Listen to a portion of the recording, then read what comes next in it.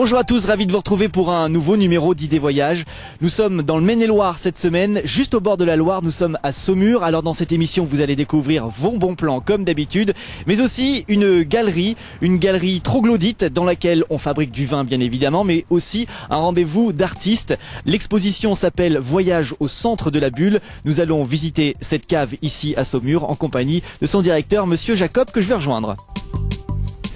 Bonjour Monsieur Jacob. Bonjour. Merci de nous recevoir ici à Saumur, Avec dans cette plaisir. cave magnifique que nous allons visiter. C'est un voyage au centre de la bulle que vous nous proposez aujourd'hui. Oui, tout à fait. Bienvenue chez Ackermann. Donc, c'est une cave qui a été fondée il y a 200 ans, plus de 200 ans maintenant, en 1811. Et donc, effectivement, on a ouvert un circuit de visite qui permet de découvrir notre activité et ce patrimoine exceptionnel. Une cave sous terre, naturelle. Voilà, tout à fait. Une cave qui va s'enfoncer sous la terre pendant à peu près 1 kilomètre, sous 20 mètres de roche, voilà, où on a élevé nos vins par le passé, quoi. Ce sont des trous qui ont été percés par l'homme ou c'est quelque chose de totalement naturel? Alors effectivement, c'est des trous qui ont été percés par l'homme pour en extraire la pierre, bien entendu, pour construire les châteaux de notre beau Val de Loire, on va dire. Hein. Donc on est tout près d'un affluent de la Loire ici, donc c'était très pratique. On extrayait la pierre de la cave, on la mettait sur des bateaux et on cheminait la pierre jusqu'aux endroits de construction, puisqu'il faut rappeler qu'à l'époque il n'y avait pas d'autoroute ni de camion pour transporter la pierre, quoi. Alors aujourd'hui on la visite cette cave, on continue bien sûr de produire du vin ici. Oui, bien sûr, oui, on la visite donc toute l'année et tous les jours quasiment, à l'exception d'une petite période hivernale où on ferme le dimanche quand même. Alors qu'est-ce que vous nous promettez à l'intérieur? On va découvrir quoi? La façon de fabriquer du vin déjà? Oui, bien sûr, mais ça, à la limite, tout le monde s'y attend quand on visite une cave. Hein, mais on va découvrir aussi, bien sûr, l'histoire de la maison, parce que c'est une histoire assez extraordinaire, parce que notre fondateur a créé cette industrie de la fine bulle de Val-de-Loire ici il y a 200 ans, qui a donné naissance à d'autres caves dans la région qui font cette activité-là. On va aussi découvrir des arts un peu particuliers qui sont là pour mettre en valeur ce patrimoine. On a voulu que ces caves sont belles toutes seules. Mais on a voulu encore les magnifier davantage avec des œuvres artistiques aussi qui sont assez exceptionnelles et surprenantes, hein, et encore d'autres surprises après. Eh ben c'est ce qu'on va découvrir, il y a un rayon de soleil, c'est dommage puisqu'on va s'enfoncer 20 mètres sous terre. Mais bon, on va pas en profiter. Il fait froid à l'intérieur? Il fait frais, il fait 12 degrés, donc il faut se couvrir un petit peu, mais ça va, c'est supportable, hein, et ça conserve très bien en tout cas. Eh ben, on va bien se conserver, on va se couvrir, on se retrouve dans quelques instants, juste après notre bon plan numéro 1. Nous voici à Saumur, toujours en compagnie de Monsieur Jacob. On est entré dans ce lieu magique où on voit ces tonneaux, puisque nous sommes dans votre cave qui a combien d'années? Plus de 200 ans maintenant, puisqu'elle a été fondée en 1811. Ça n'a pas changé, la technique, ça a évolué. Un petit peu, oui, un petit peu, bien sûr, oui. Ça a évolué un petit peu, mais bon, il y a certains vins qu'on élève toujours de façon traditionnelle, comme ceux parmi lesquels on est là, qui sont élevés. C'est du Chinon en fait, qui est élevé en barrique. Voilà. C'est du chêne. C'est du chêne, bien sûr, français, comme il se doit. Alors le vin, avant d'arriver dans ces barriques, il passe par plusieurs étapes. Il est pressé. Ouais. On rajoute des choses dedans, de la levure, des choses comme ça? Non, pas forcément. Là, c'est fermentation naturelle pour ce vin-là. On a différents types de production, hein, mais pour ce vin-là, qui est un Chinon classique, il a été élevé de façon naturelle, et donc il est ensuite assemblé dans ces différentes barriques pour en faire un vin de la qualité que l'on souhaite. Et combien de temps il va rester à l'intérieur? Il va rester 1 année à peu près là. Ensuite mise en bouteille. Ensuite mise en bouteille, et puis après un peu de vieillissement, et puis il est parfait pour la consommation. Alors ça commence toujours comme ça, une visite ici dans les caves, on commence par visiter ce chai? Pas forcément, mais quand on arrive, on voit ce chai de l'extérieur tout de suite, enfin de l'entrée des caves en tout cas, quoi, hein, avant donc effectivement de pouvoir démarrer la visite et découvrir notre circuit après, quoi. Alors c'est un circuit qui a été créé depuis longtemps, qui a été réfléchi pour donner envie aux gens de se balader, de découvrir comment est-ce qu'on produit un vin aussi. Oui. Alors il existe depuis effectivement très longtemps. Là, la partie qu'on va voir, enfin le circuit qu'on voit aujourd'hui est assez récent parce qu'il a été créé lors du bicentenaire de l'entreprise, donc en 2011. En fait, on a cette tradition d'accueil ici dans le Val-de-Loire et en particulier dans cette maison, ça fait partie de nos valeurs. Et donc on aime bien partager avec nos visiteurs ce que l'on fait, bien entendu, notre histoire et nos passions également. Et donc c'est ce qu'on essaye de présenter à travers ce circuit de visite. Une visite incontournable quand on se balade au bord de la Loire. qui est juste à côté d'ailleurs. Hein. Oui, oui, tout à fait. Oui, c'est juste à côté. C'est juste à côté aussi de la Loire à vélo, qui est aujourd'hui un circuit qui se développe de plus en plus pour les passionnés de bicyclette, et qui peuvent donc s'arrêter. On a prévu toutes les installations pour les accueillir ici pour faire cette visite. Eh bien, on va s'enfoncer tranquillement, encore plus profondément. On va découvrir des choses merveilleuses. Voyage au centre de la bulle, c'est ce que vous nous avez promis. Voilà, tout à fait. Alors, voyage au centre de la bulle, je le précise, parce que nous sommes aussi, et principalement d'ailleurs, une maison de fines bulles, de production de fines bulles. Donc là, on a vu du vin tranquille, comme on dit dans notre jargon. Mais là, on va découvrir plutôt l'univers de la bulle, de la méthode traditionnelle, donc de l'élevage de nos vins, comme le font nos amis champenois. Avançons dans la visite, ce sera juste après notre bon plan numéro 2. Nous voici à 20 mètres sous terre, toujours à Saumur, en compagnie de Monsieur Jacob. On s'est enfoncé, mais il fait encore jour. C'est bizarre. Oui, oui, on est dans une salle exceptionnelle ici, qui est particulière, qui a été creusée, bien sûr, aussi toujours par l'homme, et qui a été creusée surtout pour apporter de la lumière naturelle aux personnes qui travaillaient dans ces caves, et en particulier dans ce lieu.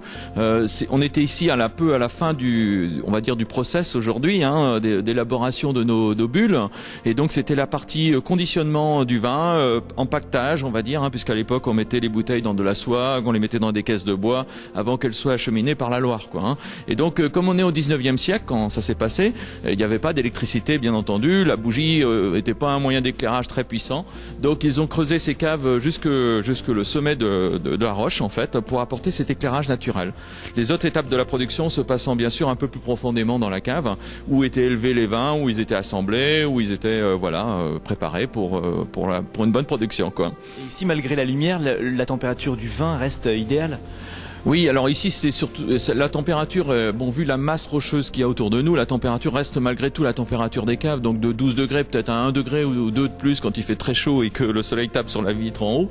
Mais voilà, on reste toujours à la même température. Bon, sachant que ici les vins étaient à l'époque en transit principalement, puisque comme je l'ai dit, c'était une étape de conditionnement plutôt qu'une étape d'élevage qui se faisait à l'intérieur des caves, quoi. Donc l'élevage, ça se passait comment? Il y avait des gens qui retournaient les bouteilles, qui s'en occupaient, qui les choyaient? Voilà, alors on va parler plutôt de la fine bulle, de l'élaboration de la fine bulle. Donc effectivement, la première étape c'est de réaliser la deuxième fermentation. Donc pour cela on prend un vin blanc, on va dire clair, normal, auquel on va additionner une liqueur de fermentation qui va provoquer une deuxième fermentation dans la bouteille. Donc la bouteille va être d'abord stockée à plat en pile dans les caves, et la deuxième fermentation va avoir lieu et on va laisser un élevage assez long de façon à ce que le gaz carbonique qui va être produit par la fermentation s'assimile très très bien dans le liquide, et pour qu'on ait une bulle très très très fine en fait, et qu'il y ait une lisse des levures, après c'est un peu technique, mais qui apporte une richesse au vin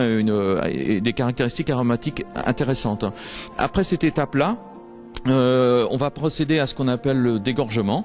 Alors avant de faire le dégorgement, on va d'abord faire évoluer les levures qui sont dans les bouteilles. Donc la bouteille est à plat, les levures sont dans le fond. Il va falloir les faire évoluer vers le goulot, ce qui va nous permettre, lorsqu'on va dégorger la bouteille, d'éliminer les levures pour avoir un liquide clair. Alors pour faire évoluer les levures, effectivement, on passe à un traditionnel remuage sur les pupitres à la main. Autrefois, maintenant c'est mécanisé, bien entendu, donc cette étape-là était importante pour avoir un vin clair et de qualité, quoi. Donc on en sait beaucoup plus sur l'œnologie quand on visite les caves, mais aussi on découvre les artistes et l'art qui est présent actuellement à l'intérieur. C'est ce que nous allons voir maintenant. On y va? Tout à fait, on y va maintenant. Ouais. Je vous suis. On regarde juste quand même notre bon plan numéro 3.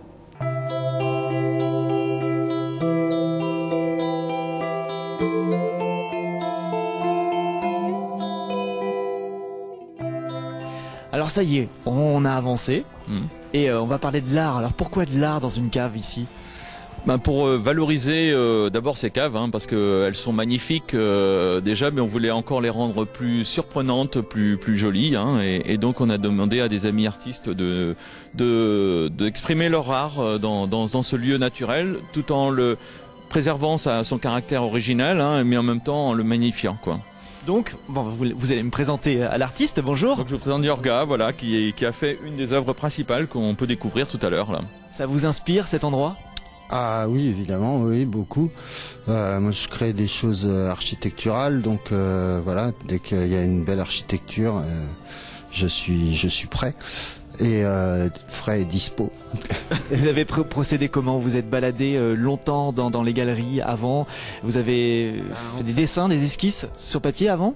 Alors pour tout vous dire, j'ai fait 4 ans plus tôt, avant mon installation, une maquette grandeur réelle dans cette même pièce, tout en scotch, uniquement en scotch, qui était comme une maquette de ce que je réalise là depuis 4 ans maintenant, dans cette pièce, voilà, qui est superbe endroit, mais qui méritait bien une maquette grandeur nature, quoi. Et vous avez adoré la maquette puisque vous avez décidé de la réaliser, de la concrétiser? Oui, tout à fait. Oui. J'avais déjà rencontré Yorga avant dans une autre exposition, parce qu'il fait bien sûr d'autres expositions, et je trouvais que ça prêtait très très bien à cet environnement. Donc voilà, c'est pour ça qu'on a commencé à travailler. Yorga a eu carte blanche, on lui a dit fais-nous quelque chose qui ressemble à un voyage au centre de la bulle, et puis voilà, il a créé son œuvre. Parce que on retrouve pas l'ambiance du vin dans cette œuvre. On est dans un autre monde, dans un autre univers. Vous n'êtes pas dans un autre univers quand vous buvez du bon vin. C'est vrai. Bon, voilà. Donc on se rejoint par là. Voilà. Très bien. C'est une exposition qui va changer, qui va revenir. C'est tous les 2-3 ans. Vous changez de. Elle évolue. Hein, le principe, c'est qu'elle évolue. On était parti initialement sur 3 ans. Là, on est à la 4e année déjà. Tellement ça nous plaît, on la conserve et on la fait évoluer d'année en année. On ne sait pas ce que ça va devenir, hein. Peut-être qu'elle continuera d'évoluer, peut-être qu'un jour on arrêtera et on fera autre chose et on reprendra peut-être plus tard. Voilà, c'est comme ça, comme on le sent aussi à un moment donné, un petit peu. C'était donc notre voyage au centre de la bulle. On continue, on va visiter la cave dans quelques instants, juste après notre bon plan numéro 4. Merci beaucoup. Nous poursuivons notre visite de cave ici à Saumur, toujours en compagnie de Monsieur Jacob.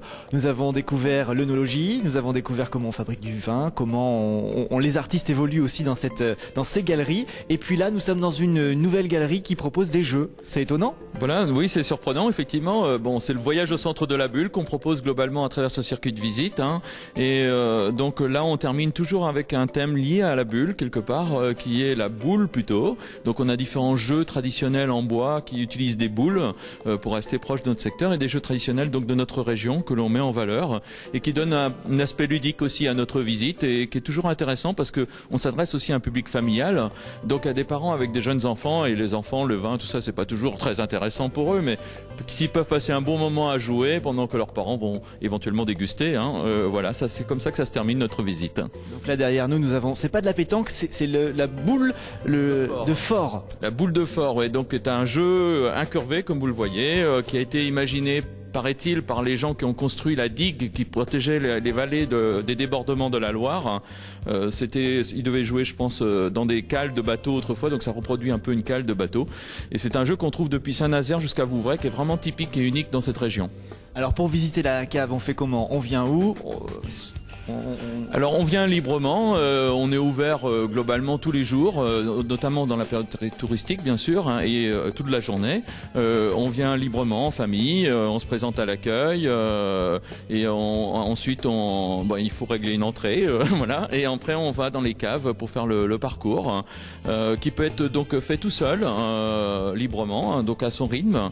On peut avoir un audio guide éventuellement pour entendre des commentaires complémentaires par rapport à ce qui peut être lu, ou si on n'a pas envie de lire les panneaux.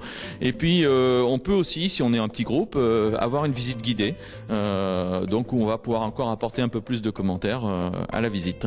Eh ben merci infiniment de nous avoir reçus pour ID Voyage. Merci aussi. À bientôt. À bientôt. On s'en va par là. Voilà. Allez. Eh ben voilà, c'était donc ID Voyage au centre de la bulle ici à Saumur dans le Maine-et-Loire. Si vous aussi vous voulez visiter cette cave, je vous la conseille vivement, vous pourrez même jouer comme moi. On se donne rendez-vous la semaine prochaine pour un nouveau numéro d'ID Voyage. À très bientôt.